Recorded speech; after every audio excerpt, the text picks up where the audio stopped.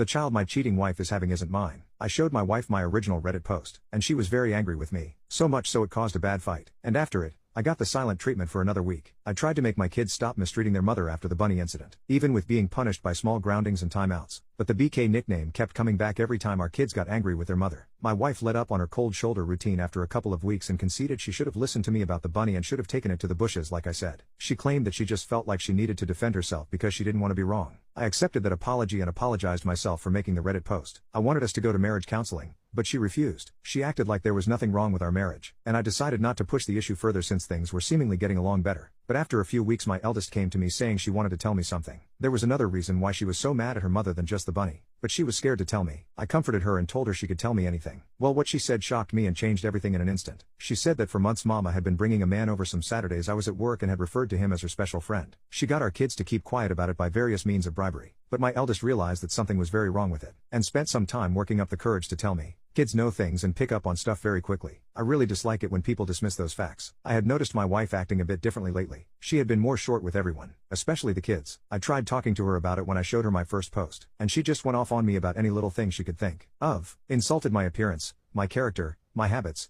even my side of the family. She even brought up that I used to smoke. I quit over 10 years ago. Then she resorted to locking me out of our bedroom and crying so loud you could hear it all over the house. So when my eldest came to me, I ended up putting two and two together. She was cheating, and her behavior was very similar to the mood swings she had while pregnant with both of our children. Similar, I say, because it was even worse. From what I've gathered searching online and what friends and even a counselor have told me, my wife was both very moody from hormones and projecting because of her infidelity. I can't claim to be an expert in psychology, but it does seem to make sense. I wanted it to all be a misunderstanding, but I quickly ordered and set up a few hidden cameras without anyone knowing. I had them delivered to my work just so no one at home would see them. Then I set them up on a day my wife went out to have a girls' night with her friends. It was very easy to hook them up and connect them to the Wi-Fi. In just a few short hours I could monitor every part of the house from my home PC, laptop, and work PC. At first I worried I might have been going overboard. I thought if it turned out I was wrong, then I could remove the cameras and no one would ever know. But no. My worst fears were confirmed as I got plenty of evidence in just the first week. The man my wife has taken as an affair partner is a former colleague of hers. I remembered him quite well as they seemed close with my wife whenever I met him at various functions. My wife quit her job years ago to be a full-time mom after getting pregnant with our first. It was a mutual decision for us both at the time. My wife stayed connected with her former coworkers as they were her best friends, but not anymore. What I'm about to tell you has pretty much made her hated by everyone.